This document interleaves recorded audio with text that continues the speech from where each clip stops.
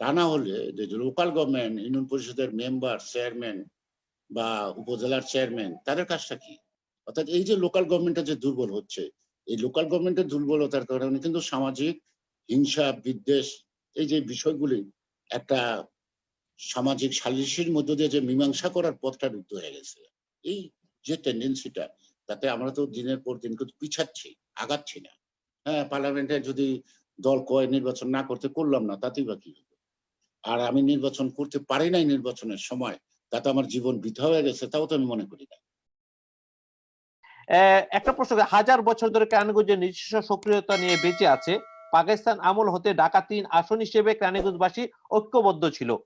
কিন্তু গত দুটি নির্বাচনে এর একটি অংশের সাথে সাভারের বাঁকুড়া ও ঢাকার কামরাঙ্গীরচর যুক্ত করায় কেরানীগঞ্জের যে ঐক্য সেটা হারিয়ে ফেলেছে এবং কেরানীগঞ্জের যে সঠিক উন্নয়ন সেটাও বাধাগ্রস্ত হচ্ছে। একদিকে উন্নয়ন বেশি হচ্ছে, আরেকদিকে উন্নয়ন কম হচ্ছে। এই ব্যাপারে আপনার প্রতিক্রিয়া জানতে চেয়েছেন। কেরানীগঞ্জে একদিকে উন্নয়ন কম বেশি হবে কেন? ২ জন মন্ত্রী, প্রভাবশালী মন্ত্রী। একজন হয়তো এখন মন্ত্রী না।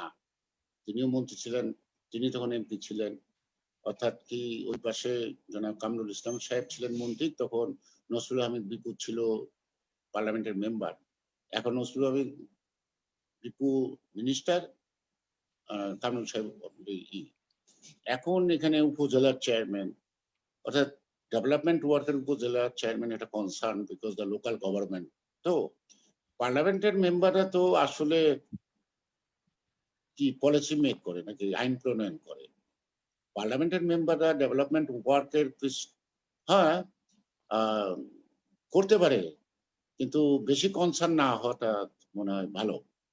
তাইলে তা না হলে যে লোকাল গভর্নমেন্ট, ইউনিয়ন পরিষদের মেম্বার, চেয়ারম্যান বা উপজেলার চেয়ারম্যান তাদের কাজটা কি? তাদের কাজটা কি?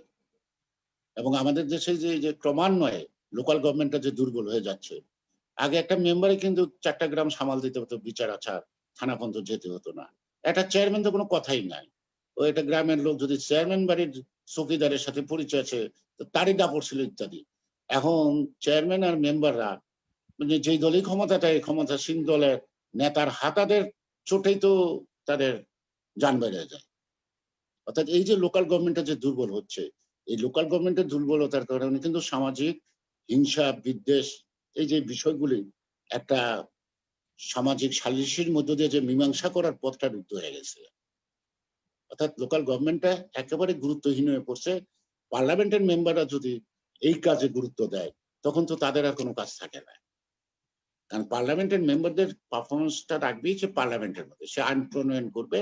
হ্যাঁ, বিভিন্ন পরিকল্পনার উপর পার্লামেন্টের নজর কাড়বে। তার এলাকার মধ্যে কোনো দুর্ঘটনা দেখা দিলে প্রশাসন ঠিক মতো কাজ না করলে সেগুলি তুলে ধরা। পার্লামেন্ট মেম্বারের অনেক গুরুত্বপূর্ণ এই কাজগুলি আছে। কিন্তু লোকাল গভর্নমেন্টে যে রাস্তা, ব্রিজ, কালভার্ট এইটা সেটা বানানো, কে কাজ পাবে, কে পাবে না, কাকে দেওয়া যাবে, কাকে দেওয়া যাবে না, এই ইনভলভমেন্টটা মনে হয় পার্লামেন্ট মেম্বারদের জন্যই কিন্তু ক্ষতিকর। ক্ষতিকর। এখন পার্লামেন্ট মেম্বাররা যে মুরগির বিচার করে আর মিয়া বিবির তালাকের বিচার করে, তাইলে গ্রামের এই যে কি কয় মাতব্বর টাতব্বর সালিসি-টালিসি করতো এক সময়, তারা কি করবে? তাদের কাজটা কি? তারাও তো সমাজের একটা বাঁধন ধরে রাখে। তাদের তো কোনো কাজ নাই। আজ তো কোনো ময় মুরব্বি কোনো বিচার সালিসিতে ডাক পড়ে না। এখন বিচার সালিসিতে ডাক পড়ে ইয়াংদের।